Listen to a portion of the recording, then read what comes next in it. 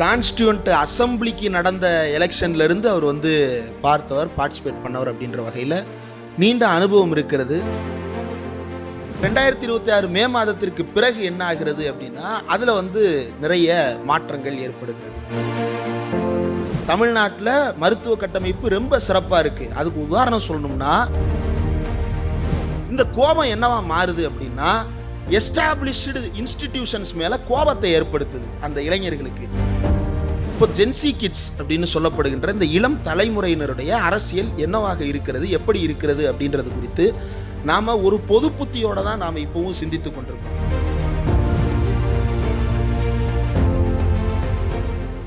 Election ரிசல்ட்டுக்கு அப்புறம் முதல் முறையாக ஆசிரியரை பார்த்தேன். அவர் வர்றதுக்கு முன்னாடியே வந்துட்டேன். எப்பயும் அவர் தான் ஃபஸ்ட்டு வருவார்.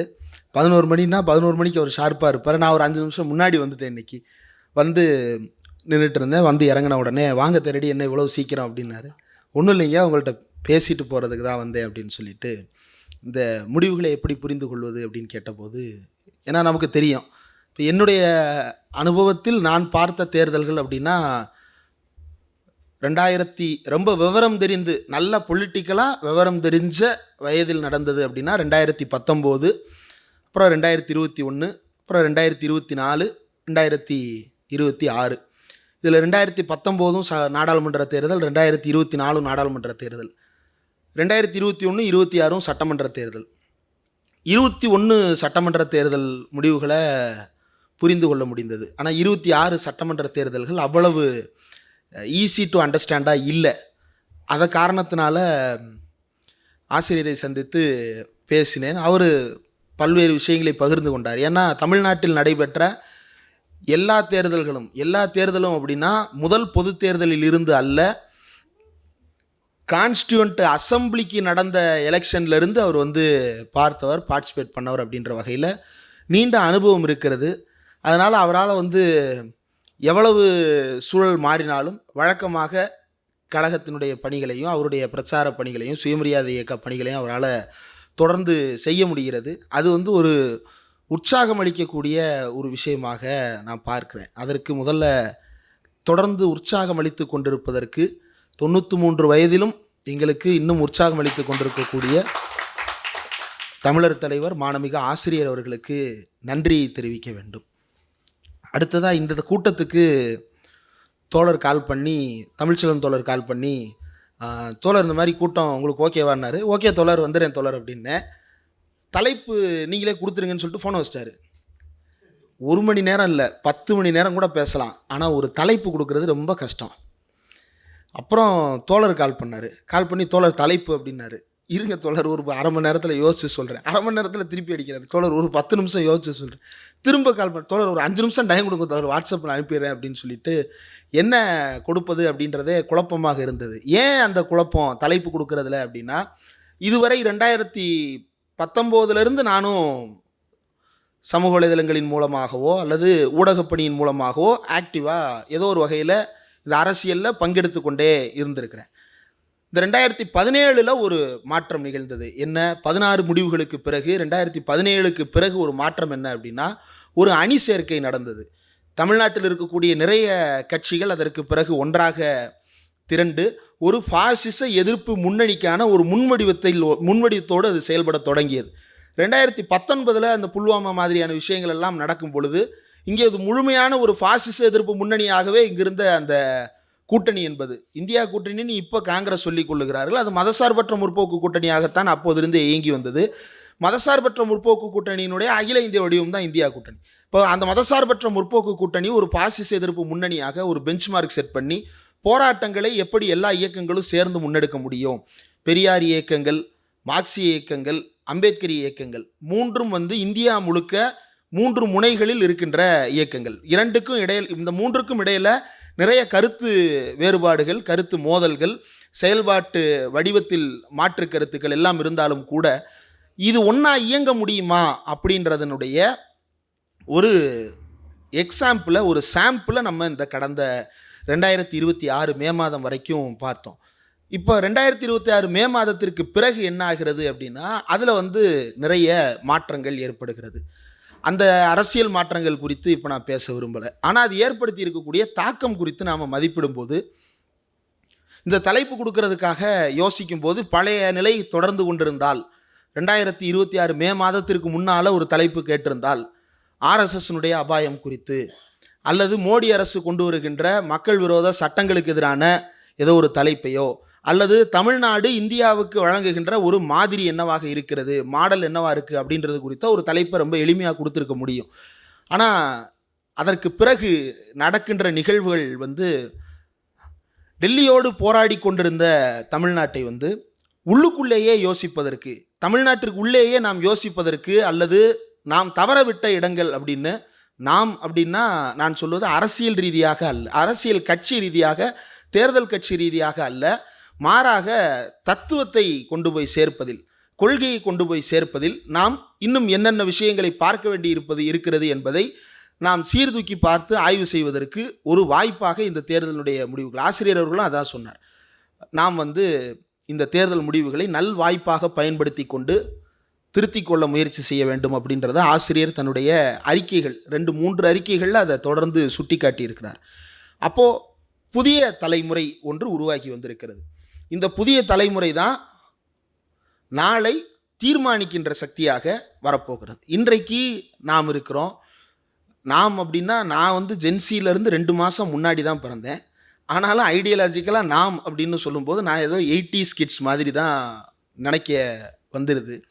இப்போ ஜென்சி கிட்ஸ் அப்படின்னு சொல்லப்படுகின்ற இந்த இளம் தலைமுறையினருடைய அரசியல் என்னவாக இருக்கிறது, எப்படி இருக்கிறது அப்படின்றது குறித்து நாம் ஒரு பொது புத்தியோடு தான் நாம் இப்போவும் சிந்தித்து கொண்டிருக்கிறோம். தேர்தல் முடிவுகளுக்கு முன்னாடி வரைக்கும் நிறைய விஷயங்களை நாம் டேக்கன் ஃபார் கிராண்டடாக கடுமையாக விமர்சித்திருக்கிறேன்.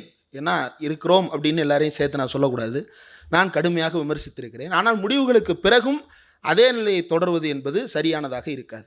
பெரியாரே சொன்னது போல நாம் தவறு செய்திருக்கலாம், ஆனால் அதை திருத்தி கொள்ள வேண்டும், சரிபடுத்தி கொள்ள வேண்டும். அதுதான் நம்முடைய மனித மாண்பு, அதுதான் நம்முடைய மூளைக்கு நாம் தருகின்ற மரியாதை. அப்போது அந்த இளைஞர்களினுடைய மனநிலை என்னவாக இருக்கிறது என்பது குறித்து படிப்பதற்காக தேடினால் தமிழ்நாட்டு அளவில் ஆய்வுகள் ரொம்ப ரொம்ப சொற்பம், ஆய்வுகளே இல்லை. இளம் தலைமுறையினருடைய உத்வேகம் என்னவாக இருக்கிறது, அவர்களுடைய அரசியல் எண்ணங்கள் என்ன, ஓட்டங்கள் எப்படிப்பட்டதாக இருக்கிறது அப்படின்னு தமிழ்நாட்டு அளவில் ஆய்வுகள் நடக்கவே இல்லை. இனியாவது அப்படிப்பட்ட ஆய்வுகள் தொடர்ந்து நடக்க வேண்டும். இல்லாவிட்டால் இப்போது இருக்கக்கூடிய இளம் தலைமுறையினருடைய அரசியலை நாம் மிஸ்ரீட் பண்ணி தப்பாக அவர்களிடம் பேசிக்கொண்டே இருப்போம். ஒரு உதாரணத்திற்கு அமெரிக்காவில் சமீபத்தில் ஜோர்தான் மம்தானி அப்படின்னு சொல்லிட்டு ஒரு இடதுசாரி வேட்பாளர் மேயர் தேர்தலில் வெற்றி பெறுகிறார். அவருடைய வெற்றி என்பது உலக அளவில் ரொம்ப முக்கியமானதாக பார்க்கப்பட்டது. ஏன்னா அமெரிக்கா மாதிரியான ஒரு நாட்டில், ஒரு முதலாளித்துவத்தினுடைய மூல இடமாக பார்க்கப்படுகின்ற ஒரு நாட்டில் ஒரு சோஷலிஸ்ட் தத்துவங்களை பேசக்கூடிய ஒருவர் வெற்றி பெறுகிறார். அமெரிக்காவினுடைய எஸ்டாப்ளிஷ்டு ஃபார்மட்ஸ் எல்லாவற்றுக்கும் எதிரான சிந்தனைகளை வெளிப்படுத்திய நபர் வெற்றி பெறுகிறார். என்னென்னலாம், இன்சூரன்ஸ் தான் உங்களுக்கு ஒரே தீர்வு என்று சொல்லுகின்ற அமெரிக்காவில் அதில் கோளாறு இருக்குது அப்படின்னு சுட்டி காட்டுற ஒருத்தர் ஜெயிக்கிறார். பப்ளிக் டிரான்ஸ்போர்ட்னா அது மக்களுக்கு ஃப்ரீயாக தானே வேணும் அப்படின்னு கேட்கக்கூடிய ஒருவர் வெற்றி பெறுகிறார். அப்போது அவருக்கு பின்னால் இருந்தவர்கள் எல்லாம் யார் அப்படின்னா, அது நாம் இங்கிருந்து பார்க்கும்போது அவருடைய வெற்றி மட்டும்தான் தெரிந்தது. அதற்கு பிறகு அங்கே வந்த கட்டுரைகள் எல்லாம் படிக்கும் பொழுது அவரும் சமூக வலைதளங்களின் மூலமாக தான் பெரிய தாக்கத்தை அங்கே ஏற்படுத்தி இருக்கிறார். அங்கே வெளியிடப்பட்ட வீடியோக்கள் அந்த இளைஞர்கள் மத்தியில் பெரிய ரீச் அவருக்கு ஏற்படுத்தியிருக்கு. அந்த வீடியோக்களின் மூலமாக திரண்ட இளைஞர்கள் ஒரு பெரிய மாற்றத்தை அவருக்கு தந்திருக்கிறார்கள். அங்கே இருக்கக்கூடிய இடதுசாரிகளினுடைய மனநிலை என்ன அப்படின்னா, ஓகே, இளம் தலைமுறை நம் பக்கம் வந்துவிட்டது, இனி நமக்கு அடுத்தடுத்து சோசலிசத்துக்கு வெற்றி தான் அப்படின்னு, இடதுசாரிகளுக்கு வெற்றி தான் அப்படின்னு அங்கே இருக்கக்கூடியவர்கள் பேசும்போது, ஜக்கோபின் அப்படின்னு சொல்லிட்டு அமெரிக்காவில் ஒரு இதழ், ஒரு அங்கே இருக்கக்கூடிய சோசலிஸ்டுகள் நடத்துகின்ற ஒரு இணைய இதழ் பிரிண்ட்லையும் இருக்குது. அந்த இதழில் இந்த ஜென்சி இளைஞர்களுடைய அரசியல் பார்வை குறித்து ஒரு கட்டுரை ஒன்றை பார்த்தேன். அந்த கட்டுரை எனக்கு கிடைக்கல, ஏன்னா ஜக்கோபின் சப்ஸ்கிரிப்ஷன் என்கிட்ட இல்லை. இன்ஸ்டாகிராமில் தான் ஸ்டோரி போட்டேன், யோசிச்சே தான் போட்டேன். இன்ஸ்டாகிராமில் நம்ம இதை போடுறோம், யாராவது இருப்பாங்களா அப்படின்னு. ஆனால் நிறைய பேர் ஜக்கோபின் சப்ஸ்கிரிப்ஷன் வச்சுருக்கிறாங்க. எனக்கு ரொம்ப அது ஆச்சரியமாக இருந்தது. அவர்கள் எனக்கு அந்த கட்டுரையை கூட எடுத்து அந்த ஒரு சில அந்த 6 பக்கங்கள் கொண்ட அந்த கட்டுரையை மட்டும் அனுப்பி வைத்தார்கள். அதை படிக்கும்போது அதில் நிறைய விஷயங்களை மார்க் பண்ணி சொல்கிறாங்க.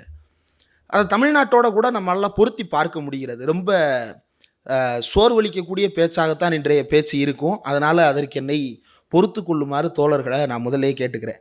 அங்கே என்ன சொல்கிறாங்கன்னா, அமெரிக்காவில் நடந்த அந்த அந்த பத்திரிகை நடத்திய ஆய்வில் என்ன கண்டுபிடிக்கிறாங்க அப்படின்னா, முதல்ல அங்கே இருக்கக்கூடிய பிரச்சனை ஹெல்த் கேர்.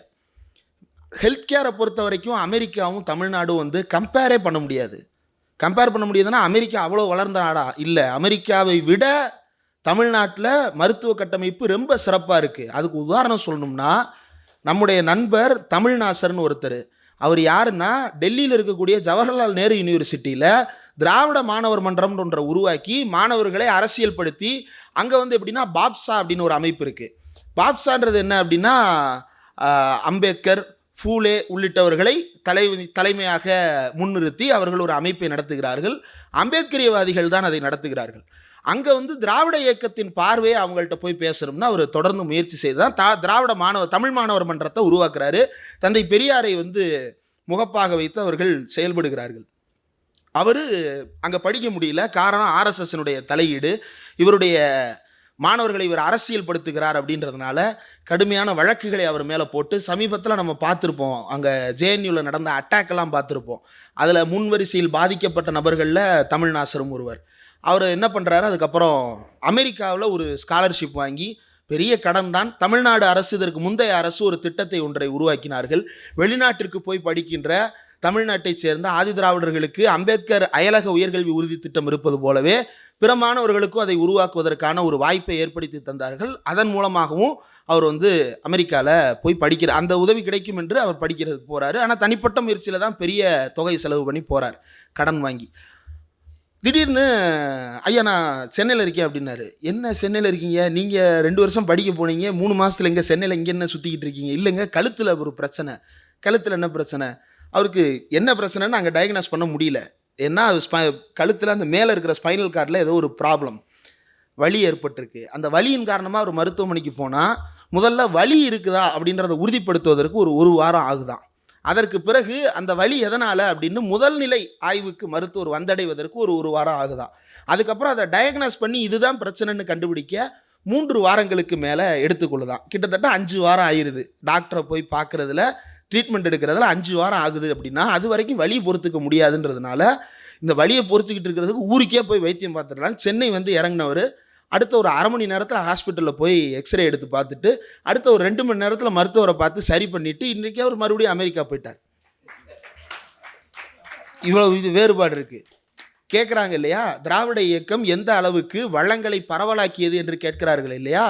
இந்த அளவிற்கு மருத்துவ கட்டமைப்பை தமிழ்நாட்டில், இந்த மருத்துவ வளத்தை மக்களிடம் பரவலாக்கி இருக்கிறது திராவிட இயக்கம். அஃபோர்டபுள் அப்படின்னா காசாக மட்டும் கிடையாது, நேரம் ரொம்ப முக்கியம்.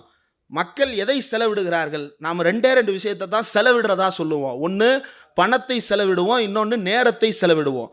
இந்த 2 செலவையுமே தமிழ்நாடு அரசு எந்த அளவுக்கு குறைத்திருக்கிறது என்றால், கண்டுபிடிக்கிறதுக்கே 5 வாரம் ஆகிறது அமெரிக்காவில். ஒரே நாளில் எல்லா பிரச்சனைகளையும் முடித்து கொள்ள முடிகிறது தமிழ்நாட்டில். இப்படி இருக்குது. இந்த டிஃப்ரென்ஸ் இங்கே இருக்குது. அமெரிக்காவில் அது என்ன நடக்குது அப்படின்னா, இந்த வேறுபாடு இருக்கிற காரணத்தினால அது ஏன் இந்த உதாரணத்தை சொல்கிறேன் அப்படின்னா, அந்த அளவிற்கு அமெரிக்காவில் வந்து மருத்துவம் என்பது ரொம்ப இன்அக்சசிபிளாக இருக்குது, எளிதில் அணுக முடியாததாக இருக்குது. அந்த ஊரில் மக்களுக்கு இது ஒரு பெரிய கோபமாகவும் வெறுப்பாகவும் மாறிக்கிட்டே இருக்குது. ஒரு உதாரணம் சொல்லணும் அப்படின்னா, காமனாக பெண்களுக்கு இருக்கக்கூடிய பிரச்சனை பிசிஓஎஸ்.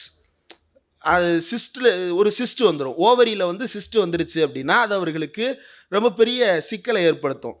அது அவங்களுடைய மென்சுரல் சைக்கிளை பாதிக்கும், அவங்களுடைய ப்ரெக்னன்சியில் பாதிப்பு ஏற்படுத்தும், அவங்களுடைய உடலில் நிறைய பிரச்சனைகளை ஏற்படுத்தும். சரியாக கவனிக்காமல் விட்டால் அது வந்து கார்சினோஜெனிக்காக கூட மாறுவதற்கு, கேன்சரஸாக மாறுவதற்கு கூட அதில் வாய்ப்பு இருக்குது. இப்படி நிறைய சிக்கலை உள்ள அடக்கி இருக்குது. இன்னைக்கு தமிழ்நாட்டில் அப்படி ஒரு பிரச்சனை அப்படின்னு போய் பார்த்தோம் அப்படின்னா நாள்லேருந்தே ட்ரீட்மெண்ட் ஆரம்பிச்சிட முடியும் தமிழ்நாட்டில் ஏதோ ஒரு மருத்துவமனையில். அங்கே என்ன நடக்குது அப்படின்னா, அதுக்கு வந்து அவங்களால அஃபோர்ட் பண்ண முடியல. அஃபோர்ட் பண்ண முடியாதனால இன்சூரன்ஸை சார்ந்திருக்க வேண்டியிருக்கு. இன்சூரன்ஸை சார்ந்து இருக்கிறதுனால அவங்களுக்கு உடனடியாக எதுவுமே நடக்க மாட்டேங்குது. அப்போ அவங்க கோபமாகறாங்க. இந்த கோபம் என்னவா மாறுது அப்படின்னா, எஸ்டாப்ளிஷ்டு இன்ஸ்டிடியூஷன்ஸ் மேலே கோபத்தை ஏற்படுத்துது அந்த இளைஞர்களுக்கு. இது வந்து இளைஞர்கள் எல்லாருமே இப்படி இருக்கிறாங்க அப்படின்னு நான் சொல்லலை. இளைஞர்களுடைய பொது மனநிலை, எப்போவுமே பெரும்பான்மையாக பொதுவில் இருக்கக்கூடிய மனநிலையை நான் அப்படி பேசுகிறேன்.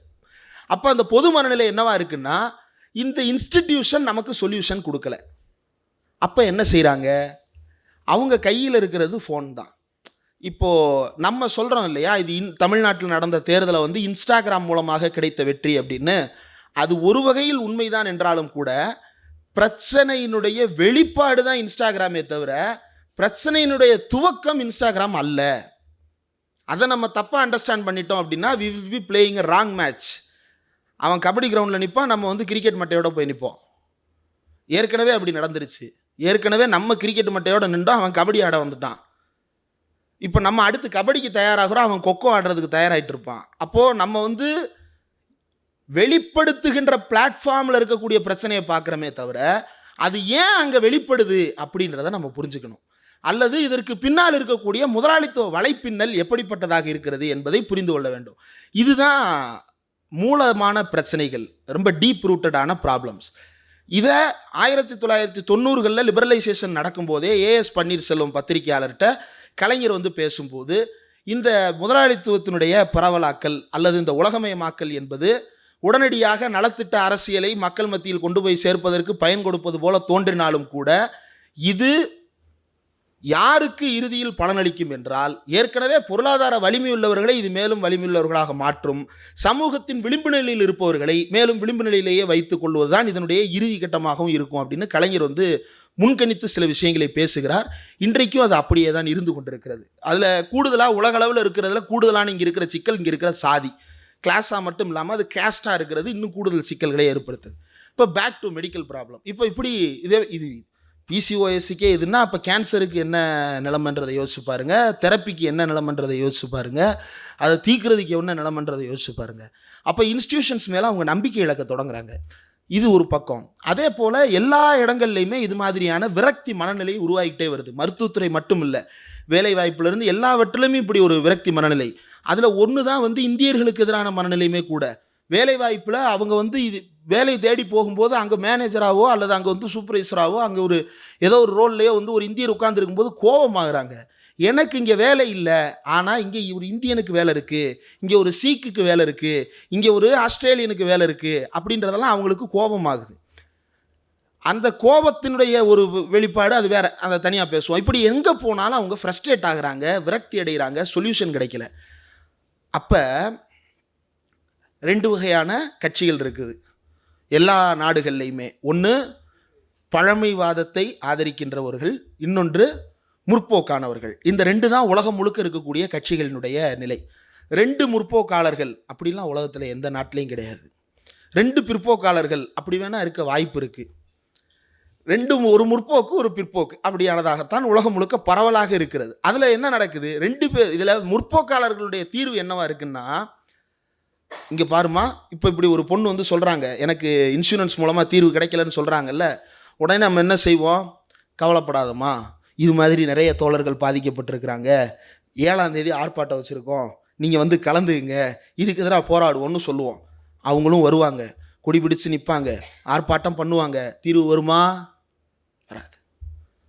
ஒன்றும் பிரச்சனை இல்லாமல் அடுத்து கேஸ் போடுறோம், நீங்களும் வந்துடுங்க, மனு போடுவாங்க, வருவாங்க, எல்லாம் பண்ணுவாங்க. தீர்வு வருமா? அப்போ அவங்க என்ன இதிலிருந்து எஸ்கேப் ஆகும், தீர்வு வரணும், இதை தீர்த்துக்கணும். என்ன பண்ணுறாங்க, இன்ஸ்டாகிராமில் ரீலில் வருது, ஃபீடு வருது. என்ன ஃபீடு வருது, எனக்கும் இதே மாதிரி பிரச்சனை இருந்துச்சு, நான் இந்த தண்ணியில் இந்த மாதிரியான மருந்துகளெல்லாம் கலந்து சாப்பிட்டேன், எனக்கு சரியாயிருச்சு அப்படின்னு ஒரு அம்மா பேசுவாங்க. அதை பார்த்து என்ன பண்ணுவாங்க, அவங்க இன்ஃப்ளூயன்ஸ் ஆவாங்க. ஒரு வேளை சரி கூட ஆகலாம், அல்லது சரியானதாக அவங்களே நம்பிக்கலாம். இப்படி ஒரு மனநிலைக்கு தள்ளப்படுறாங்க. நீங்கள் இது இந்தியாவிலையும் பார்க்க முடியும். என்னென்னு, சமீபத்தில் ஹீலர்கள் திடீர்னு பிரபலமானாங்க. ஏன் ஹீலர்கள் பிரபலமானாங்க? பிரைவேட் அல்லது தனியாரில் இருக்கக்கூடிய மருத்துவம் என்பது அஃபோர்டபுளாக இல்லை. அரசு மருத்துவமனையை அவங்க போதிய வசதி உள்ளதாக கருதலை. அமெரிக்காவோடு ஒப்பிடும்போது இது சிறப்பானதாகத்தான் இருக்கிறது. தமிழ்நாட்டின் பொது மருத்துவ கட்டமைப்பு அமெரிக்காவோடு ஒப்பிடும்போது மிகச் சிறப்பானதாக இருக்கிறது. அதை விட ஒப்பிட்டு சொல்வதற்கு வேறு நாடே கிடையாது. அப்போ தமிழ்நாட்டினுடைய மருத்துவ வசதி எப்படிப்பட்ட மருத்துவ வசதி? ஆனாலும் பொது மருத்துவமனையில் இருக்கக்கூடிய சில பொதுவான விவகாரங்கள் அவர்களை அதிலிருந்து விலகியே வைத்திருக்கிறது. அதில் வலதுசாரிகள் ரோல் ப்ளே பண்ணுறாங்க, தனியார் ரோல் ப்ளே பண்ணுது, தொடர்ந்து அதற்கு எதிரான பிரச்சாரம் நடக்குது. இதெல்லாம் இருந்தாலும் கூட சாமானியர்கள் தொடர்ந்து இதிலிருந்து விலகியே நிற்கிறார்கள். பொது மருத்துவமனைக்கே தினசரி போகிறவங்க என்ன நினைக்கிறாங்க, என்னால் தனியாருக்கு போய் வைத்தியம் பார்க்க முடியலையே. தனியாருக்கே தொடர்ந்து போகிறவங்க என்ன நினைக்கிறாங்க, பொது மருத்துவமனை எந்த காலத்துலையும் இப்படி இல்லையே. இப்படி ஒரு டிஸ்கனெக்ட் இருக்குது. அப்போ இந்த இடத்துல தான் ஹீலர்கள் வந்துடுறாங்க. என்ன வந்துடுறாங்க, நம்ம இன்ஸ்டிடியூஷனலாக அவங்களுக்கு சொல்யூஷன் கொடுக்குறோம், நம்ம அவங்களுக்கு தத்துவார்த்த ரீதியாக ரொம்ப பாசிபிளான சொல்யூஷன்ஸ் அவங்களுக்கு சொல்கிறோம். ஆனால் அது அவங்களுக்கு உடனடியாக பலனளிக்குதா? இல்லை. அப்போ என்ன செய்ய வேண்டியது இருக்குது? அரசு மக்களிடம் நேரடியான பலன்களை கொண்டு போய் சேர்க்க வேண்டியிருக்கு.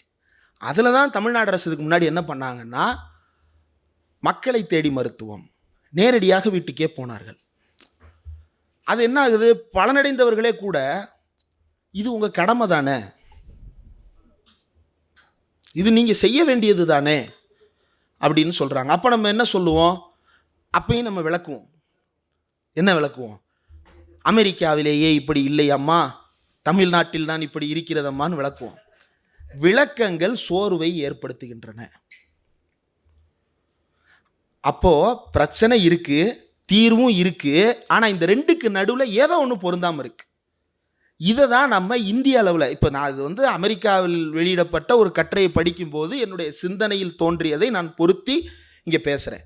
ஆனால் தீவிரமாக தமிழ்நாட்டு அளவில் ஒரு ஆய்வை மேற்கொண்டால் ஒழிய இதை நாம் கண்டுபிடிக்க முடியாது. இன்னொரு பிரச்சனை, அந்த ஜக்கோபின் மேகசினில் சொல்லப்பட்டிருக்கிற பிரச்சனை, அமெரிக்காவில் பெண்கள் வேலைக்கு போகிறது அப்படின்றது உலகம் முழுக்கவே வந்து இன்றைக்கு அதிகமாக வேலைக்கு போகின்ற பெண்கள் இருக்கிறார்கள். அதிகமாக வேலைக்கு போகும்போது சுமைகளும் அதிகமாகி கொண்டே தான் இருக்கிறதே தவிர சுமைகள் குறைவதில்லை. தமிழ்நாட்டில் மட்டுமில்லை, உலகம் முழுக்க, அமெரிக்கா உட்பட. அப்போது இடதுசாரிகள் அமெரிக்காவில் என்ன சொல்கிறாங்க, அல்லது முற்போக்காளர்கள் அமெரிக்காவில் என்ன சொல்கிறாங்க, நீ வேலைக்கு போக வேண்டும், உனக்கு வேண்டுமானால் பிள்ளை பெற்றுக்கொள், உனக்கு வேண்டுமானால் இன்னாரை திருமணம் செய்து கொள், வேண்டாம் என்றால் அபார்ஷன் செய்து கொள், அனைத்தும் உனக்கே அப்படின்னு சொல்கிறாங்கல்ல, அது சுமையாக மாறுது. எல்லாத்தையும் நான் பண்ணுமா அப்படின்ற சுமையாக மாறுகிறது. அப்போ என்ன ஆகுது அப்படின்னா, இன்ஸ்டாகிராம் மூலமாக அதுக்கு ஒரு தீர்வு கிடைக்குது. என்ன, ஒரு பெண்மணி, நானும் இதே போல் 24 மணி நேரத்தில் 18 மணி நேரம் ஒரு ஐடி கம்பெனிக்காக வேலை பார்த்துக்கிட்டு இருக்கேன்.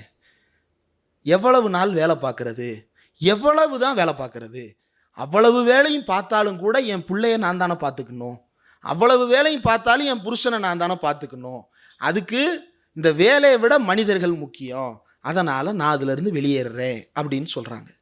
அப்போ இதை பார்க்கும்போது பலருக்கும் பரவாயில்ல, அந்த பெண் தனக்கு பூட்டப்பட்ட விலங்குகளை உடைத்து கொண்டாள் அப்படின்னு தோணுது. நீங்கள் ரொம்ப சமீபத்தில் இல்லை, கொஞ்சம் முன்னாடி நீயா நானால ஒரு வீடியோ பார்த்துருப்போம்.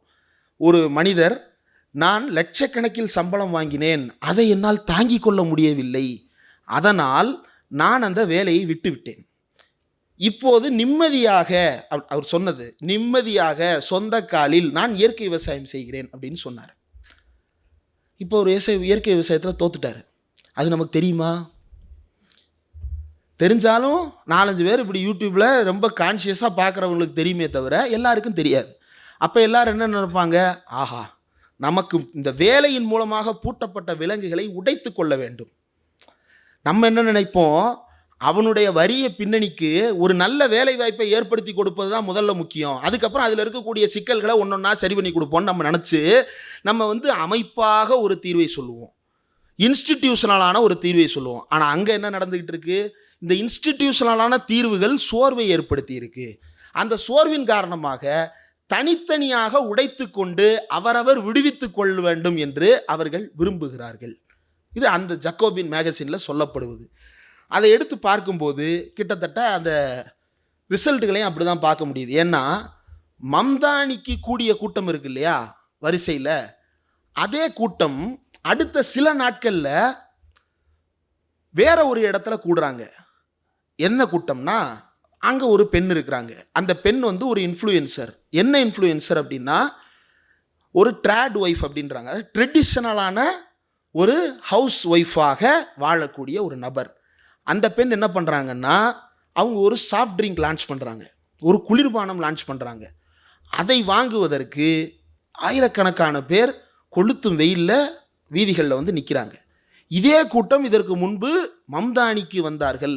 அதே கூட்டம் அப்படியே ஒரு பெண் வீட்டு வேலை செய்வதே வாழ்க்கை என்பதை அனைவருக்கும் ப்ரொபகேண்டா பண்ணுற ஒரு பெண் போடுற ஒரு வீடியோவை பார்த்து அந்த குளிர்பானத்தை வாங்குவதற்கு $20 அந்த குளிர்பானத்தை வாங்குறதுக்கு அவ்வளோ பேர் வரிசையில் வந்து நிற்கிறாங்க. அப்போது அரசியல் ரீதியாக சோசலிஸ்டுகளைப் போலவும் சமுதாய ரீதியாக வலதுசாரியை போலவும் அவர்கள் இருக்கிறார்களா என்றால் அப்படி நாம் முடிவுக்கு வர முடியாது. ஏன், அந்த வலது போக்கு உள்ளவன் தானே ஒரு சோசியலிஸ்ட் ஜெயிக்க வச்சான். அப்போ அவர்களுடைய முடிவுகள் எப்படி எடுக்கிறார்கள் என்றால் ஒவ்வொரு விஷயத்தையும் பொறுத்து அவர்கள் முடிவெடுக்கிறார்கள். எக்ஸ்ன்ற ஒரு விவகாரத்தில் இளைஞர்கள் திரண்டுட்டாங்கன்னா ஒய்ன்ற விவகாரத்துக்கும் அவங்க திரளணும்னு எந்த அவசியமும் கிடையாது. உதாரணம், ஜல்லிக்கட்டுக்கு வந்தவர்கள் நீட்டுக்கு வரணும்ன்ற அவசியம் இல்லை. ஜல்லிக்கட்டுக்கு வந்தவங்க நீட்டுக்கு வரல, அதே தான். அப்போ எக்ஸுக்கு வந்தவங்க ஒய்க்கு வரணும்னு அவசியம் இல்லை, ஒய்க்கு வந்தவங்க இசட்டுக்கு வரணும்னு அவசியம் இல்லை, எக்ஸுக்கும் ஒய்க்கு வந்தவங்க இசட்டுக்கு வரணும்னு அவசியம் இல்லை, எக்ஸுக்கும் ஒய்க்கும் வராதவங்க இசட்டுக்கு வரலாம். அப்போது இவர்கள் யாருக்கு பின்னாலும் நிரந்தரமாக திரளுவதில்லை. அப்படின்னா என்னன்னா, எந்த ஒரு இன்ஸ்டிடியூஷனலான விஷயத்திற்கு பின்னாலும் அவர்கள் திரளுவது இல்லை. ஜல்லிக்கட்டு போராட்டத்தை ஒரு கட்சி முன்னின்று அழைப்பு விடுத்திருந்தால் யாரும் வந்திருக்க மாட்டார்கள். அப்போது ஏன் ரோட்டுக்கு வந்தார்கள் என்றால், மீம் கிரியேட்டர்ஸ் அவனை கூப்பிட்றான், ஒரு சின்ன ரோலில் நடிச்சிட்டு இருக்கிற ஒரு நடிகர் அவனை கூப்பிட்றான். அப்போது இதையெல்லாம் பார்க்கும்போது இதெல்லாம் இன்ஸ்டிடியூஷன் கிடையாது, அதை தாண்டி ஒன்று நடக்குது அப்படின்ற ஒரு பேர் ஆர்வத்தில் அவர்கள் வருகிறார்கள். அதுலேயும் இடதுசாரிகள் இருந்தார்கள், திராவிட இயக்கத்தை சேர்ந்தவர்கள் இருந்தார்கள், எல்லாரும் இருந்தார்கள். ஆனால் பெரும்பான்மை என்னவாக இருந்தது என்றால் இதுதான். அதனால தான் அரசியல்வாதிகளை உள்ளே விடவில்லை. அப்போது அவங்க இன்ஸ்டிடியூஷன் அல்லாத ஒன்றை நம்பி அந்த ரோட்டுக்கு வந்தாங்க. நீட் விவகாரத்தில் ஆரம்பத்தில் இருந்தே திமுகன்ற இன்ஸ்டிடியூஷன் நின்று போராடிட்டே இருக்கு. அப்போ அவங்க அதுக்கு வரமாட்டாங்க. அதனால தான் ஜல்லிக்கட்டுக்கு வந்தவர்கள் இதுக்கு வரலை. இது ஒரு பாயிண்ட் ஆஃப் வியூ, நிறைய மல்டிபிள் பாயிண்ட் ஆஃப் வியூஸ் இருக்கலாம். I am welcome to accept that. இது எல்லாவற்றையும் விவாதிக்கணுன்றது தான் என்னுடைய ஒரே நோக்கம். நான் சொல்வது ரொம்ப சொற்பமான சின்ன விஷயங்களை மட்டும் நான் சொல்ல ஆசைப்படுறேன். இது விரிவான ஆய்வுத்தளத்தில் விவாதிக்கப்பட வேண்டும் என்று நான் விரும்பித்தான் நான் இதை பேசுகிறேன். அதே போல் இப்போ நினைக்கலாம், ஒரு வலதுசாரி என்ன செய்து கொண்டிருக்கிறார் இந்த நேரத்தில் என்றால், வலதுசாரி அரசாங்கத்திலேயே இருந்தாலும் கூட இருக்கின்ற விஷயங்களை எளிதில் தூக்கி எறிந்து அவரால் பேச முடியும். ஒரு வலதுசாரியால் பொது மருத்துவமனை இன்னும் அதிகமாக வேண்டும் என்றும் பேச முடியும், தனியார் தான் வேண்டும்னு அவரால் பேச முடியும். ஒரு இடதுசாரியால் இப்படி பேச முடியுமான்னா முடியாது. இடதுசாரி என்று நான் சொல்வது திராவிட இயக்கம், தலித் இயக்கம், அம்பேத்கர் இயக்கம், மார்க்சிய இயக்கம் எல்லாரையும் சேர்த்து தான் நான் இடதுசாரிகள்னு சொல்கிறேன். இடதுசாரிகளால் இப்படி பேச முடியுமானா முடியாது. இடதுசாரிகளுக்கு ஒரே சொல்யூஷன் என்ன, பொது மருத்துவமனை வேண்டும்ன்றது தான் இடதுசாரிகளுடைய ஒன்றே ஒன்று. தனியார் இருக்கலாமா, இப்போதைக்கு இருக்கலாம், ஆனால் நிரந்தர தீர்வு பொது மருத்துவமனை தான். இதுதானே எல்லாருடைய நிலைப்பாடு, இங்கே இருக்கிற எல்லாருக்குமே அதுதான் நிலைப்பாடு. ஆனால் வலதுசாரியால் அப்படி இல்லை. வலதுசாரி இஷ்டத்திற்கு பேச முடிகிறது. அதை பார்ப்பவர்களுக்கு அது ரெபல்லியஸாக தெரியுது. அதனால தான் அண்ணாமலை கட்சி ஆரம்பிப்பதாக அறிவித்த சில மணி நேரங்களில் 10 லட்சம் பேர் திரண்டார்கள் என்று சொல்லுவதை நீங்கள் நம்புகிறீர்களா இல்லையா என்று தெரியவில்லை. நான் அதை நம்புகிறேன். ஏனென்றால் அதை புரட்சிகரமானதாக நம்புவதற்கு ஆட்கள் இருக்கிறார்கள். இப்போ நம்ம அந்த ஆட்களை பிளேம் பண்ணலாமா அப்படின்னா இல்லை, அங்கே தான் நம்ம தப்பு பண்ணிட்டோம். அந்த நபர்களை, பின்னால் திரளுகின்ற நபர்களை நம்ம பிளேம் பண்ணுறது இல்லை நம்மளுடைய தீர்வு. அவர்களிடம் சொல்லுவதற்கு ஏதோ இருக்கிறது, நாம் முதலில் அதை கேட்க வேண்டும். அவர்களுக்கு அறிவுரைகளுக்கு முன்னால், அவர்களுக்கு அறிவுறுத்துவதற்கு முன்னால், அவர்களுக்கு நீண்ட நெடிய பாடங்களை, வகுப்புகளை எடுப்பதற்கு முன்னால் அவர்களை நாம் கேட்க வேண்டும். அதுதான் ரொம்ப முக்கியம். பலரும் கேட்டாங்க, ஏன் முன்ன அளவுக்கு நிறைய வீடியோஸ் போடுறதில்லைன்னு. ஏன்னா நிறைய குழப்பம் இருக்குது. இதை காது கொடுத்து கேட்காமல் இப்போதும் நாம் கடந்து போகக்கூடாது. இப்போ நிறைய பேச வேண்டி இருக்கிறது, நிறைய வாசிக்க வேண்டியது இருக்கிறது. இவங்க இன்ஸ்டாகிராம்லேயோ ட்விட்டர்லேயோ இவங்களுடைய உளவியல் என்னன்றதை புரிந்து கொள்ள வேண்டி இருக்கிறது. ஒன்றும் இல்லை, சின்ன சின்ன விஷயங்கள் இப்போ யோசித்து பார்த்தா இந்த அமெரிக்கன் ஆர்டிக்கிளோட நம்மளால் பொருத்தி கொள்ள முடிகிறது நம்ம தமிழ்நாட்டில். உதாரணத்திற்கு ஒரு இளைஞரனுடைய வேலையின்மை குறித்து பேசுகிறார் என்றால், வேலை இல்லாமல் அவ்வளோ பேர் இருக்கிறாங்களான்னா அவ்வளோ பேர்லாம் இல்லை, ஆனால் கொஞ்சம் பேர் இருக்கிறாங்க இல்லையா? அந்த கொஞ்சம் பேர் எனக்கு வேலை கிடைக்கலையே அப்படின்னு சொல்லும்போது நம்ம என்ன சொல்லுவோம்? ஏன்பா கவலைப்படுற, கொஞ்சம் பொறுமையாயிரு, ஸ்கில் டெவலப்மெண்ட் கார்பரேஷனில் ட்ரைனிங் கொடுப்பாங்க, அவன் அதுக்கு போயிருப்பான், அதில் ரிஜெக்ட் ஆகிருப்பான். டிஎன்பிஎஸ்சி கோச்சிங் கொடுக்குறாங்க, அவன் அதுலேயும் ரிஜெக்ட் ஆகிருப்பான். யூபிஎஸ்சி கோச்சிங் கொடுக்குறாங்க, அவன் அதுக்கு போய் ஃபெயில் ஆகிருப்பான். அப்படியா, அப்போ கவலைப்படாதப்பா, பார்த்துக்கலாம், ஏதாவது ஒரு நல்ல வேலை கிடைக்கும் அப்படின்ட்டு வந்துடுவோம். அவன் கோபத்தை நாம் பகிர்ந்துக்குவோமானா பகிர்ந்துக்க மாட்டோம்.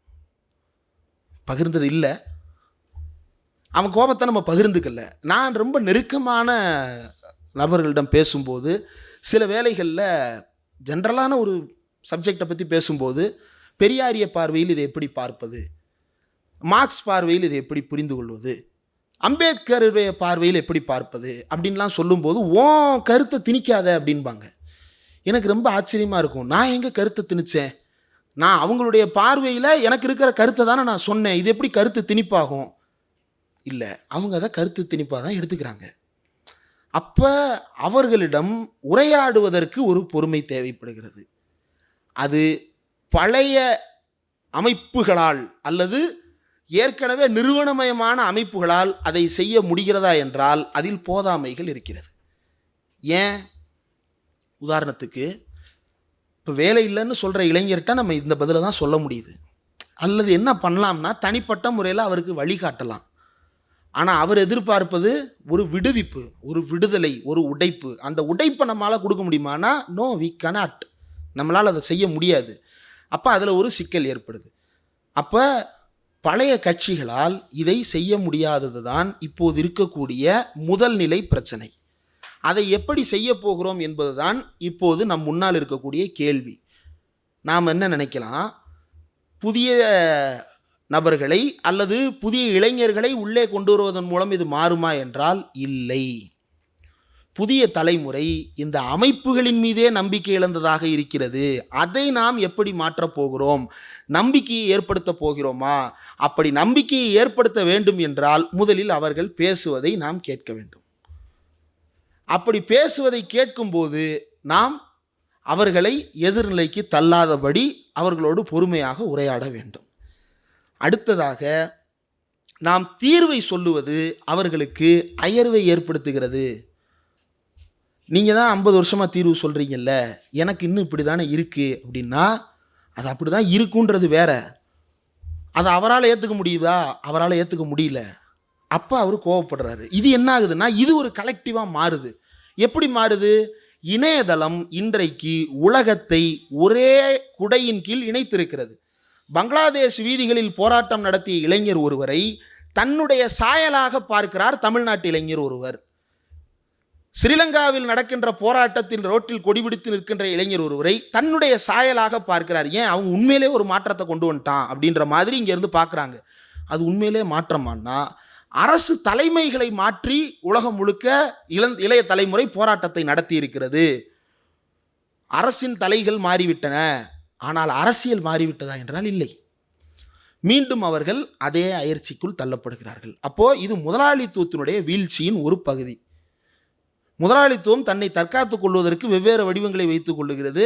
அது போராக இருக்கலாம், அல்லது ஆட்சி தலைமைகளை மாற்றுவதாக இருக்கலாம். ஆனால் முதலாளித்துவத்தினுடைய போதாமைகள் ஒவ்வொன்றாக வெளிப்பட தொடங்குகின்றன. நீங்கள் ஐடியில் வேலை வாய்ப்பு பெற்ற இளைஞர்கள் எல்லாம் யாரால் பலன் பெற்றவர்கள்? திராவிட இயக்கத்தால் பலன் பெற்றவர்கள். ஆனால் சிக்கல் என்னவென்றால், இரவும் பகலுமாக நான் இந்த நிறுவனத்திற்கு உழைக்கிறேன்,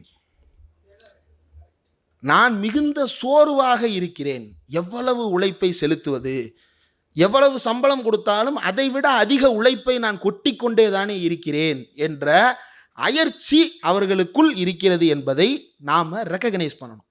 அப்போ அதை எப்படி மாற்றுறதுன்றது அடுத்து. அது அரசியல் தலைவர்கள், அரசியல் சிந்தனையாளர்கள் அது குறித்து தீவிரமாக ஆய்வு செய்து தான் ஒரு முடிவுக்கு வர முடியும். நான் அப்படி முடிவு சொல்லக்கூடிய இடத்தில் நான் கிடையாது, நான் அப்படி ஒரு ஆள் கிடையாது. ஆனால் இந்த சிக்கல் இருக்கிறது என்பதை கவனப்படுத்த நான் விரும்புகிறேன். அடுத்ததாக, ஜென்சியினுடைய இந்த வளர்ச்சியில் அல்லது அவர்களுடைய அரசியலில் வலதுசாரிகள் என்ன ரோல் ப்ளே பண்ணுறாங்க அப்படின்னா, அவங்க போய் தீர்வு சொல்கிறது கிடையாது. மாறாக அவங்க இன்ஃப்ளூயன்சர்ஸ் மூலமாக அவங்க அரசியலை சேர்க்குறாங்க. எப்படி சேர்க்குறாங்க? நீ பாரம்பரிய முறைக்கு திரும்பு அப்படின்னு ஹெச் ராஜா சொல்லும்போது தமிழ்நாடு திருப்பிக்கிட்டு அடிக்கும், கேட்காது, எதிர்க்கும். ஆனால் அதை ஒரு 2 லட்சம் ஃபாலோவர்ஸ் இருக்கிற இன்ஃப்ளூயன்சர் சொல்லும்போது அதை ஒரு 10 பேர் பிலீவ் பண்ணுறாங்க.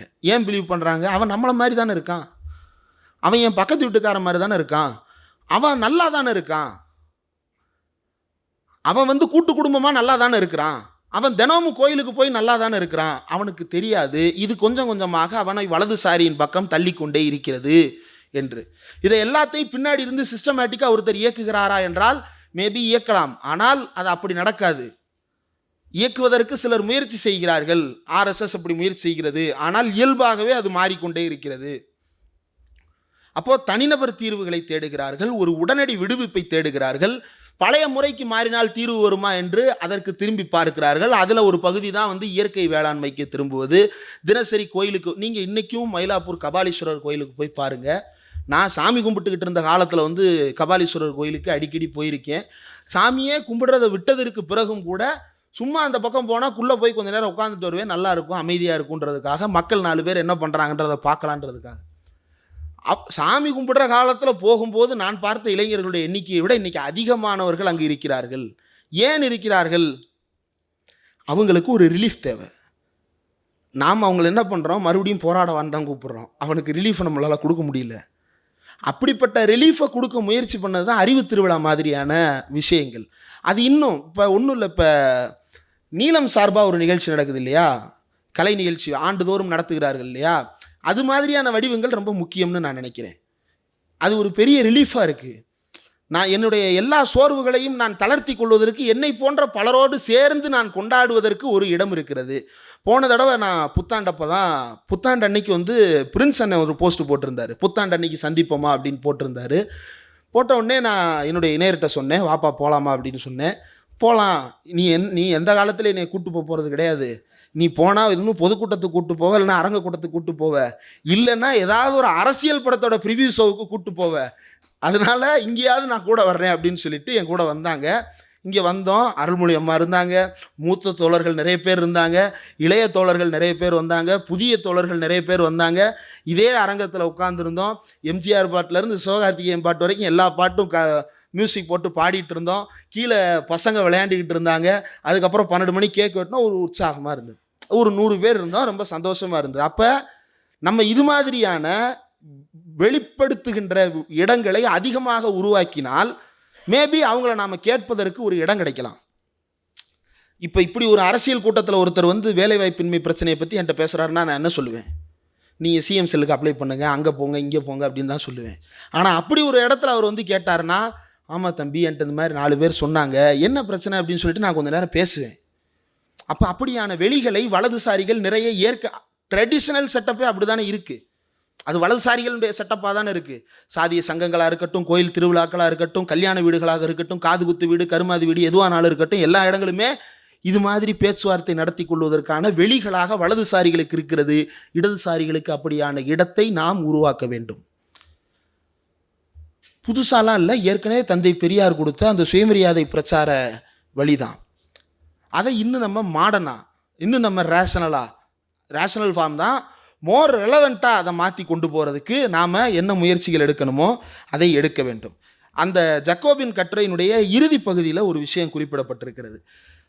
கடைசியாக கன்க்ளூட் பண்ணும்போது, Gen Z's fragmented politics are not a failure of ideological clarity. தத்துவார்த்த ரீதியாக தெளிவில்லாத காரணத்தால் இந்த ஜென்சியிடம் இவ்வளவு பிளவுகள் காணப்படவில்லை. அவங்க சொல்கிறது, எனக்கு இதில் மாற்று கருத்துக்கள் இருக்குது. But a rational response to institutions that have lost legitimacy. நிறுவனங்கள் தங்களுடைய நம்பகத்தன்மையையும் தங்களுடைய நிலைத்தன்மையையும் இழந்து விட்டதற்கு பிறகு அவர்கள் வேறு என்ன செய்ய முடியும் அப்படின்றது அதில் முன்வைக்கப்படுகின்ற ஒரு வாதம். அடுத்தது, if the left wants young people's enthusiasm for figures like Mamdani to turn into a durable political movement, ஒரு நீண்ட அரசியல் இயக்கமாக இதை மாற்ற வேண்டும் என்று இடதுசாரிகள் முற்போக்காளர்கள் விரும்பினால், it cannot rely on electoral victories R moral certainty alone. கருத்தியல் உடன்பாடு மற்றும் தேர்தல் வெற்றிகளை மட்டும் வைத்து இதை நாம் செய்ய முடியாது. இளைஞர்களை புதிய இயக்கமாக, முற்போக்காளர்களாக நம்மால் இதை மட்டும் வைத்து மாற்ற முடியாது. It must learn to speak to the full texture of young people's lifes. இளைஞர்களுடைய வாழ்க்கையினுடைய எல்லா அங்கங்களையும் அதனுடைய முழுமையான வடிவத்தில் பேசுவதற்கு இடதுசாரிகள் தயாராக வேண்டும். மெட்டீரியல், அஃபெக்டிவ், எம்பாடிடு, உணர்வுபூர்வமாக, உடல் ரீதியாக, பொருளாதார ரீதியாக எல்லாவுமாக அவர்களுடைய போதாமைகள், குறைகளை முழுமையாக அவர்கள் பேசுவது போல அவர்கள் பேச கேட்க நாம் கற்றுக்கொள்ள வேண்டும். ஆர் ரிஸ்க் வாட்சிங் அதர்ஸ் டு டூ ஃபர்ஸ்ட். இல்லாவிட்டால் வேறு யாரோ செய்வார், நாம் வேடிக்கை பார்த்து கொண்டிருக்கிறது தான். நம்ம இப்போ வேடிக்கை பார்க்கக்கூடாது. நம்ம இதற்கு என்ன வடிவத்தை கையில் எடுக்க வேண்டுமோ அதற்கேற்ற மாற்றங்களை நமக்குள் செய்து கொள்ள வேண்டும். இது அதே போல் கொள்கை ரீதியாக, கருத்தியல் ரீதியாக, பாலிசி ரீதியாக அவங்கெல்லாம் தப்பானவர்களாக இருக்காங்கன்னா அப்படி இல்லை. இப்போதுமே கூட 2.5 கோடி பேர் பாஜகவுக்கு எதிராக தானே வாக்களிச்சிருக்கிறாங்க. அப்போது அது நல்ல மாற்றம். ஆனால் அது மட்டுமே முழுமையான மாற்றம் அல்ல. அது மட்டுமே அடுத்த முறை பாஜகவை முழுமையாக ஒதுக்கிவிடக்கூடிய மாற்றம் அல்ல. ஒருவேளை வலதுசாரிகள் இன்ஃப்ளூயன்சர்கள் மூலமாக, பாட்காஸ்ட் மூலமாக, வெல்னஸ் கம்யூனிட்டிஸ் மூலமாக, லைஃப் ஸ்டைல் கண்டென்ட் மூலமாக இன்றைக்கி நீங்கள் பார்த்தீங்க அப்படின்னா குடும்பமாக வீலாக் போடுறாங்க. என்ன போடுறாங்க? பட்டிமன்றத்தின் பேசியதனுடைய மாடர்ன் வெர்ஷன் தானே அதுவும். பட்டிமன்றத்தில் என்ன பேசுவாங்க? என் பொண்டாட்டி சார் என்ன பண்ணா தெரியுமா, நடுவர் அவர்களே. நடுவருக்கு ஏன் பிரச்சனை? உன் பொண்டாட்டியோட பிரச்சனைனா 4 சவத்தில் பேச. அதையும் நடுவர்கிட்ட சொல்கிற. அவர் என்ன குற்றவியல் நடுவரா அல்லது சிவில் நடுவரா அவர்கிட்ட சொல்கிறதுக்கு? அப்போ அதை நகைச்சுவைக்காக எக்ஸாஜரேட் பண்ணி சொல்கிறாங்கல்ல. இதை இன்றைக்கி இன்ஃப்ளூயன்சர் சொல்கிறாங்க. பட்டிமன்றத்தை வருஷத்துக்கு ஒரு நாள் பொங்கல் அன்னைக்கு காலையில் பொழுது போகாமல் வீட்டில் இருக்கக்கூடிய அம்மா அப்பா அனத்தல் தாங்காமல் அதை போட்டு உட்காந்து பார்ப்போம்னா இன்றைக்கி இயல்பாகவே அதுவாக தான் இருக்குது. ஏன் அப்படின்னா அவங்க ஏன் அதை கன்சியூம் பண்ணுறாங்க அப்படின்னா அதில் ஒரு சுதந்திர சிந்தனை இருப்பதாக அவர்கள் உணர்கிறார்கள். அதில் ஒரு சுய வெளிப்பாடு இருப்பதாக அவர்கள் உணர்கிறார்கள். கணவரும் மனைவியும் ஒரு ஃபேமிலி இருக்கிறாங்க. அந்த 2 பேர் எந்நேரம் பார்த்தாலும் சண்டை போட்டுக்கிட்டு இருக்கிறதையே காட்டுவாங்க. அப்போ அதை என்ன பார்க்குறாங்க? எல்லார் குடும்பத்திலும் இது இருக்குது அப்படின்னு சொல்லிட்டு அவங்களோட ஒன்றி போகிறாங்க. ஒருத்தர் எனக்கு மருத்துவ முறைகளில் ஒன்றும் இல்லைங்க, ஆப்பிள் சைடர் வினிகரை எல்லா பேரும் எடுத்து குடிக்கிறான். எங்கள் அப்பா மருத்துவமனையில் இருந்தபோது ஒருத்தர் கொடுத்தாரு. இஞ்சி, தேன், வினிகர் இந்த 3ஐயும் கலந்து தினமும் 2 கப்பு குடித்தாங்கன்னா சரியாக போயிடும். எது? ஹார்ட் அட்டாக்கு, கிட்னி போயிடும்ல. ஹார்ட் சரியாகுமா சரியாகாதான் தெரியாது. இதை தினமும் குடித்தா கிட்னி லிவரும் போயிரும்ல. குடிச்சிட்டு இருக்கிறாங்களே. ஏன் குடிச்சிக்கிட்டு இருக்கிறாங்க? ஏன்னா வழக்கமான முறைகள் பெரும் செலவு கொண்டதாக இருக்கிறது. இது ரொம்ப எளிமையானதாக இருக்குது. வினிகர் என்ன 100 ரூபா, தேன் 100 ரூபா, பூண்டு தினமும் வீட்டில் இருக்கிறது தான். கலந்து குடிச்சிட்டு போவோம். இப்போ என்ன? இதை குடித்தா செத்துருவேன்னு நீங்கள் சொன்னால் கூட ஹாஸ்பிட்டலுக்கு போனால் மட்டும் பொழைச்சிருவேனா அப்படின்னு திரும்பி கேட்டால் நீங்கள் என்ன பதில் சொல்லுவீங்க? முட்டாளேன்னு சொல்லி ஒதுக்கிடலாம் ஒருத்தரை. இதுவே ஒரு கம்யூனிட்டியாக இருந்தால், கம்யூனிட்டினா இதுவே ஒரு பெரும் மக்கள் தொகையாக இருந்தால், இதுவே ஒரு திரளாக இருந்தால் எப்படி ஒதுக்குவீங்க? அப்போ அங்கே நம்ம என்ன செய்ய போகிறோம்? இது வெல்னஸ் இன்ஃப்ளூயன்சர்ஸ், நலம் சார்ந்து. நீங்கள் பாருங்கள், வே புரோட்டீன் அவ்வளோ வாங்கி சாப்பிட்றாங்க. எதுக்கு அதாவது நான் கண்ணு முன்னாடி பார்க்குறேன், ஜிம்முக்கு போகிறவங்க வே புரோட்டீன் சாப்பிடுவாங்க. அது எதுக்குன்னா மசில் லாஸ் ஆகக்கூடாதுன்றதுக்காக. நீங்கள் சிலருக்கெல்லாம் பார்த்தீங்கன்னா பாடி பில்டு பண்ணும்போது அப்படி வரியாக விழுகும். இந்த மாதிரிலாம் இருக்கக்கூடாது அப்படின்றதுக்காக நல்ல புரோட்டீன் நிறைய சாப்பிடுவாங்க. டெய்லி புரத அளவு நம்ம என்னுடைய உணவில் கம்மியாக இருக்குன்றதுக்காக சும்மா கலந்து குடிக்கிறாங்க. ஜிம்முக்கு போகாதவங்க, ஒர்க் அவுட் பண்ணுறவங்களும் நான் சொல்லலை, ஒர்க் அவுட் பண்ணுறவங்கள தனியாக பேசுவோம். ஒர்க் அவுட் பண்ணாதவங்க, வீட்டில் இருக்கக்கூடியவர்கள், 60-50 வயசில் இருக்கிறவங்க வே புரோட்டீன் சாப்பிட்றாங்க. எதுக்கு? ஏன்னா 4 பேர் யூடியூப்பில் சொல்கிறாங்க. இன்னொரு டாக்டர் ஒருத்தர் இருக்கிறாரு, அவர் கட் ஹெல்த்தை பற்றி மட்டும் பேசுவார். அதை சாப்பிடாது, இதை சாப்பிடாது, இதை சாப்பிடு. அவர் சரியாக சொல்கிறாரா தவறாக சொல்கிறாரா தெரியாது. யார் வெரிஃபை பண்ணுறா? அவர் திடீர்னு ஒரு அரசியல் கருத்து சொல்லுவார். அது இன்ஃப்ளூயன்ஸ் பண்ணுது. அப்போது ஒவ்வொருத்தரும் இன்ஸ்டிடியூஷன்ஸ் உங்களுக்கு தீர்வு தராது என்று நேரடியாக அல்ல, உளவியல் ரீதியாக மக்களை பழக்கி விட்டார்கள். மருத்துவமனைக்கு போனால் உன்னுடைய நோய் தீராது, இதை குடி 4 பேருக்கு தீருதுன்னு சொல்கிறாங்க. அப்போ இன்ஸ்டிடியூஷன்ஸ் மேலே மக்கள் ரொம்ப கிராஜுவலாக நம்பிக்கை இழக்க தொடங்குறாங்க. எம்ப்ளாய்மெண்ட் ஆஃபீஸ் மூலமாக கடைசியாக வேலை கிடச்சி நம்ம எப்போ கேள்விப்பட்டோம்? போன அரசாங்கம் தான் ஒரு சில ஆர்டர்ஸை வந்து எம்ப்ளாய்மெண்ட் எக்ஸ்சேஞ்ச் மூலமாக போன தடவை போட்டு முயற்சி எடுத்தாங்க. அதுக்கு முன்னாடி அம்மையார் ஆட்சி காலத்தில் எம்ப்ளாய்மெண்ட் எக்ஸ்சேஞ்சு போய் பதிவு பண்ணுவோம், நம்பர் மட்டும் வாங்கி வச்சுப்போம், அப்புறம் அதை தொலைச்சிருவோம், அப்புறம் பீரோவில் அதை தேடி எடுக்கிறதுக்கு பெரும் போராட்டமாக இருக்கும், கிடைக்காது, அதுக்குள்ளே வேறு வேலைக்கு போயிடுவோம். இப்போ இப்படி கொஞ்சம் கொஞ்சமாக ஒன்றும் இல்லை. டிஎன்பிஎஸ்சி எடுத்துங்க, டிஎன்பிஎஸ்சி மூலமாகவோ அல்லது இந்தியா முழுக்க எடுத்துங்க, அரசு வேலை வாய்ப்புன்றது ரொம்ப சொற்பம், 1 டிஜிட் நம்பர் கூட வராது. மொத்த இந்தியாவில் இருக்கக்கூடிய அரசு வேலை வாய்ப்புன்றது 1 டிஜிட் கூட வராது. அதிகபட்சம் தமிழ்நாட்டில் 3%. போன தடவை பிடிஆர் அவர்கள் சொன்ன நம்பர் 3% தான் அரசு பணியாளர்கள் அப்படின்னு. ஆனால் அந்த 3%க்கு ஒரு 30% பேர் போட்டிட்டுக்கிட்டே இருக்கிறாங்கல்ல, அப்போ மீதி 27% பேர் அதில் நம்பிக்கை இழக்கிறாங்க. அப்படி நம்பிக்கை இழப்பவர்களுக்கு நாம் என்ன தீர்வு வச்சுருக்கோம்? அவன் அதுக்கப்புறம் ஏதோ ஒரு தனியார் வேலைக்கு போகிறாரு, பேங்க் எக்ஸாம் எழுதுவார், ஏதோ ஒன்று எழுதுவார், ஒரு சிலர் கிடைக்கும், ஒரு சிலர் கிடைக்காது, அப்படி போயிடுவாங்க, அப்படியே போய்கிட்டே இருக்கிறாங்க. இது ஒவ்வொரு தடவையும் கொஞ்சம் கொஞ்சமாக தெரிய வருது. ஆனால் ஓவராலாக யோசிச்சு பார்த்தா அது ஒரு பெரிய நம்பராக இருக்குது. 10 லட்சம் பேருக்கு வேலை கிடச்சிருக்கு, ஆனால் அந்த 10 லட்சம் இடத்துக்கு போட்டியிட்ட 40 லட்சம் பேருக்கு வேலை கிடைக்கல. இதை எப்படி புரிஞ்சுக்கிடக்கூடாதுன்னா, அப்போ இந்திரகுமார் திராவிட மாடல் 40 லட்சம் பேருக்கு வேலை கிடைக்கலன்னு சொல்லிட்டான்னு புரிஞ்சுக்கிட்டாங்கன்னா அது முட்டாளே. அப்படி சொல்லலை நான்.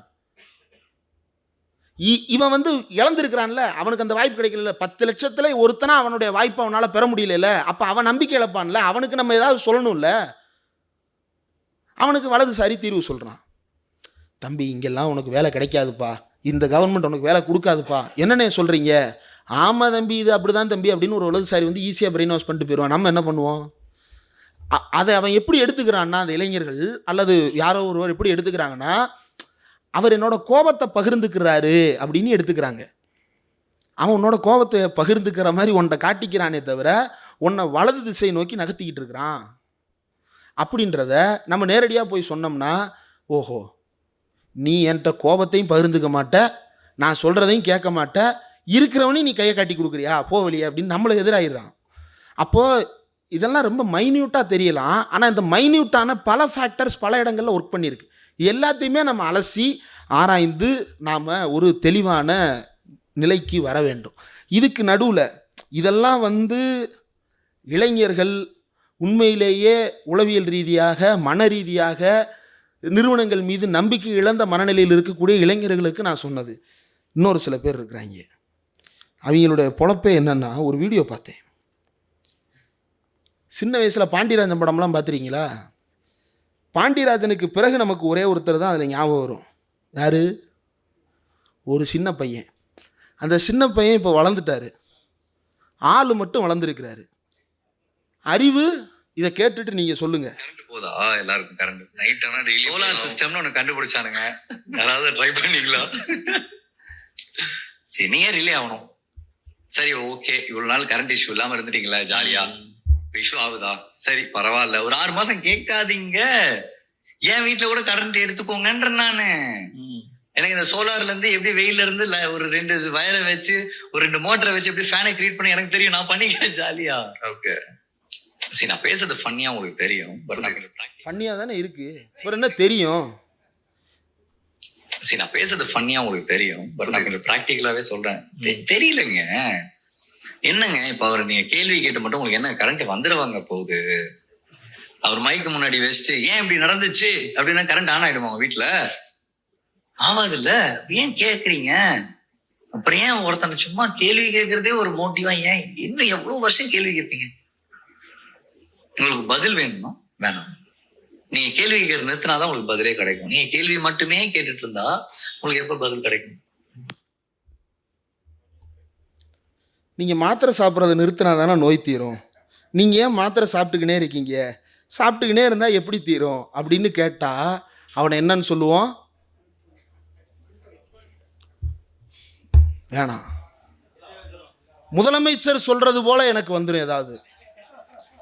இப்படி பேசிக்கிட்டு திரியிறாங்கங்க. இது வந்து மோடியை விட மோசமாக போயிட்டுருக்கு. உடனே கட் பண்ணிட்டு வருவாங்க, மோடியை ஆதரிக்க தொடங்குகிறார்கள் பார்த்தீர்களான்னு. 2 பேய் இருக்குது, இந்த பேயை விட இந்த பேய் ரொம்ப கேவலமாக இருக்கேன்னு சொன்னால் பேயோட நான் போய் சங்காத்தம் வச்சுக்கிட போகிறேன் அர்த்தமா? 2மே பேய் தான்.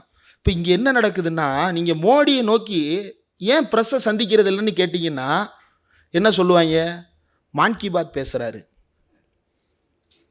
இல்லைன்னா பதிலே சொல்ல மாட்டாங்க. மீடியாக்கள் பூரா அவங்கவுங்க கையில் இருக்குது அப்படின்னு கூட சொல்லுவாங்க.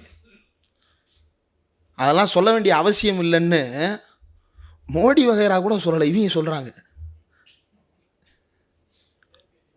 கட்டாயம் இல்லைன்றாங்க. எதுதான் அப்போ கட்டாயம்? மின்வெட்டு என்ன பண்ணுறது? ஏற்றுக்கங்கன்றாங்க. 6 மாதம் எதுவும் கேட்கக்கூடாது. 6 மாதம் என்ன பண்ணலாம்? 6 மாதம் கேட்கக்கூடாதுன்னா 6 மாதம் வந்து எதிரியாக சித்தரிக்கக்கூடாதுன்றது தான். ஆனால் 6 மாதம் நடக்கின்ற நிர்வாக சிக்கல்களை கேள்வியே எழுப்பலைன்னா என்ன பண்ணுற? எப்படி இயங்க முடியும்? கேள்வியே கேட்காம ஒரு மனுஷன் இருக்கணும்னு சொல்கிறாங்கன்னா அவங்க என்ன மனநிலையில் இருக்கிறாங்க, நாம் என்ன மனநிலையில் இருக்கிறோம்? இந்த மனநிலைக்கு பேர் கொத்தடிமை மனநிலையா இல்லையா? இவங்க தான் வந்து இந்த பக்கம் இருக்கிறவங்கள பார்த்து, திமுக தரப்பில் இருக்கிறவங்கள பார்த்து கொத்தடிமைன்றாங்க. இது என்ன மனநிலை? இது பலரும் இதை தொடர்ந்து பேசுகிறாங்க, பரப்புகிறாங்க. அதே போல் பல்வேறு போலியான செய்திகள் பரவிக்கொண்டே இருக்கிறது. இப்படி அரசியல் சூழல் ஒவ்வொரு பக்கம் போய் கொண்டிருக்கிறது. ஜென்சியிடம் நாம் காது கொடுத்து கேட்பதற்கு, நிறைய விஷயங்களை உள்வாங்கிக் கொள்வதற்கு, விடுபட்ட தரப்பை புரிந்து கொள்வதற்கு நாம் சில பக்குவங்களை, சில வழிமுறைகளை வகுத்து கொண்டு செயல்பட வேண்டும்.